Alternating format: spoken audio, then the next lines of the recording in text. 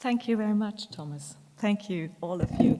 Looks like when there is a session up of women, then there are only women in the room. When there's a session up of younger people, then more younger people in the room. I'll come to that. First of all, thank you, Thomas, for introducing me. Thank you for being here. I realized that Thomas and myself, we share a passion, a common passion, because on his laptop there are mountains. High mountains, you know, with snow. In Canada, they do have some. In Switzerland, we do have some. Why do I think that's interesting? I think it's interesting because if you look up to mountains, and if you climb up to mountains, you're someone who wants, you know, to change the perspective, to look from a little bit of a distance. Well, that's what you can do when you're high up on a mountain. But you also know that it takes some effort to change your perspective, because before you're up there, it takes a little bit of walking. And, well, yes, we hear a lot about planetary health and One Health and global things, but I think the mountain symbol gets it well together. To get this view, you have to invest energy. That's just what came to my mind when I saw that we are both a little bit mountain hiking. I would like to talk to you about two different things. One is about you in general, and the second one is where do you go if you go with public health, and what could be the future of public health. First of all, you are called the young, and I was, as said Thomas and as Michael said, really enthusiastic to get someone on the board. When I took over the office, when it moved to Geneva, I had the feeling that I was surrounded by, sorry for Michael, he's absolutely not, but only elderly white men.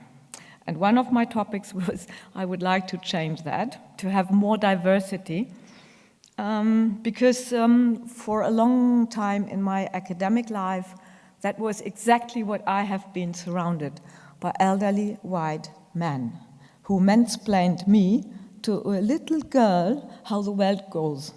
And I started to think that I could have some own thoughts. If I say young, Marta is sitting here, Marta always says, am I still young?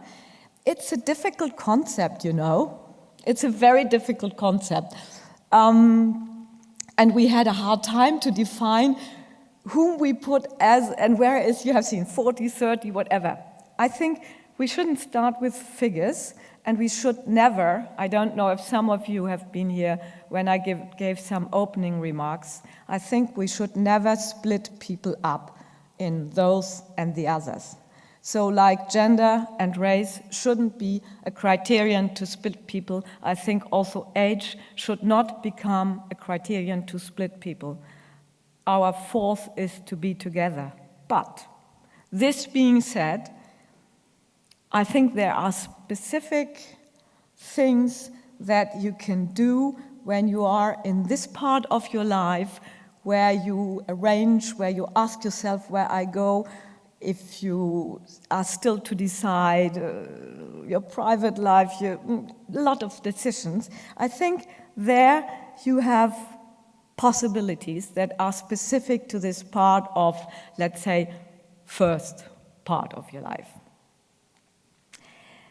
And I would like to give you some ideas. I think when you are in this part of your life where you decide for a lot of things or not sure if you decide, and if you do minimum 4 things in parallel, you want to become an IT public health person and a public health person and a GP and a psychiatrist, and also you would like to be a mom and have minimum 2 children, and when you know, everything is open. Please, first thing, be free and do not copy. Do your own thing. Do what you think is your thing. Do not copy. You do not need to copy. You can try to do your own thing. It's the only way you can really live happily. Do not accept the prepared molds that are there. You know, people would tell you, this is how it works, this is how others have done it. Do not accept it. Have a thought. If the mold fits for you, then it's fine, but just do not go. Second thing I would like to say, ask. Ask questions, ask all the time. I do teach, and I always say when I teach, the best thing that can happen during teaching are questions. Questions get us further in the world. Ask questions to others, but ask questions to yourself too. Ask why, ask how, and that's something important. Try to preserve your creativity. That's a little bit with a non-copying. Every human being has an enormous gift of creativity. We know that if we look at children, they are creative. Do not give up your creativity. Try to preserve your creativity. Try to be able to think differently. And this includes be curious. Look at the things, go to places, see other people, and ask the questions when you meet them. Well, so far for the part what I think what the so-called young group could do and how it is characterized. For me, it's characterized by the creativity, the activism, the visions, and the non-copying and the non-accepting of everything. This holds true probably for people of other ages too, but it should especially hold true for people of your age and of your status, where you move from university, from schools, to kind of what we call professional life. I think that's what I wanted to give you as my thoughts. Now comes the second part, public health. You are here in a congress on public health. What I have seen with people who go into public health, it's very frequently people who are attached to values, and that drives them into public health because they have a feeling for values. They think that there should be, for example, an equal world. There should be the people living in good health everywhere in the world. They have values for the common goods. They think that water and clean air should be accessible for every human being and for animals included.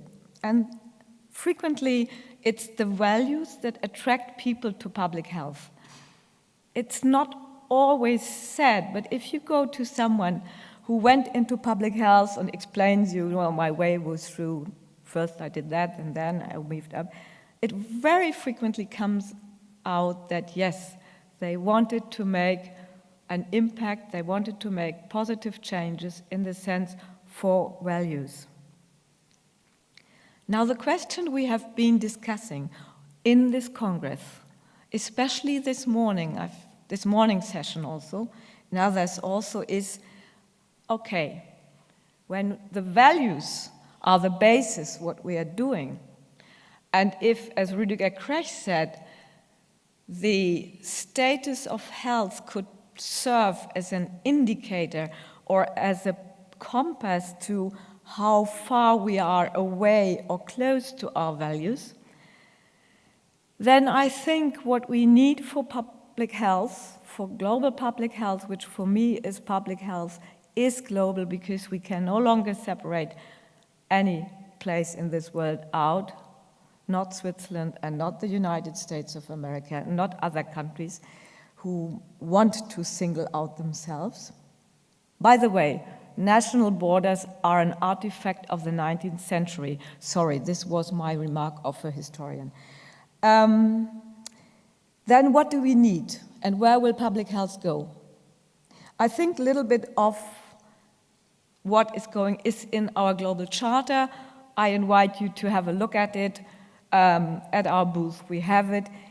We need political activity. We heard that the political, economical determinants of health are the most important ones, are the ones that really change it. And so if we want to have an impact, if you want to have an impact, there is nothing but political activity. If I say political activity, that doesn't mean that tomorrow you have to go become a member of a party in your country. No. Political activity for me is a broad range, not only classical political parties. You can be in a local NGO, you can be in a larger NGO, but the thing is that you go and work with others for a change to the better, what you consider the better. For me, saying political work means the way how we can translate values that we believe in into reality. It's a very difficult work, and it's sometimes highly frustrating, but the way to translate values and sometimes dreams into reality is politics. That's how I see it. What I think has to change very quickly, very, very quickly, and this is now a personal view because I'm a university professor and I'm teaching since quite a time. I think our teaching and schooling system has to change in almost all places. At least all the universities I have been in, they are like still constructed according to a medieval scheme, and this is a little bit too outdated. If we say we need leadership, competencies, then they are never taught as the main topic. I have been discussing with students and they said, yes, we should have leadership, political competencies in the broader sense very early on and in all faculties before we start our other topics. And I think that this change in education can come through you, because you have still a very good memory, or you're still in it, what you would like to have had, how you wanted it, what was good, what was not good. So it's for you to say, what we need in schooling is now that. Just let me give you an example. I think we are also teaching things that are no longer the most important ones. We have to go through all our programs and get them off. And when we have done that, then I think we are ready for having you to come to governance positions and create governance. You're already here from Australia, other places in the world. You are working together. We know that we do not have a world government, and I think I'm not going to see one as the things are running, but I think that we can do it in another way, in a world governance on your level, on your collaborations. And if on the level that Ilona Kickbush mentioned, where we said, well, some things globally we have to try it. We see this is perhaps the way to go. We have to try it, and trial is also error. We'll try, you will have an error, you will see it wasn't the right one, but you try it together with others. You will not respect borders. You will not respect the things that make things difficult here. Difficult here, for example, visas and rules and things.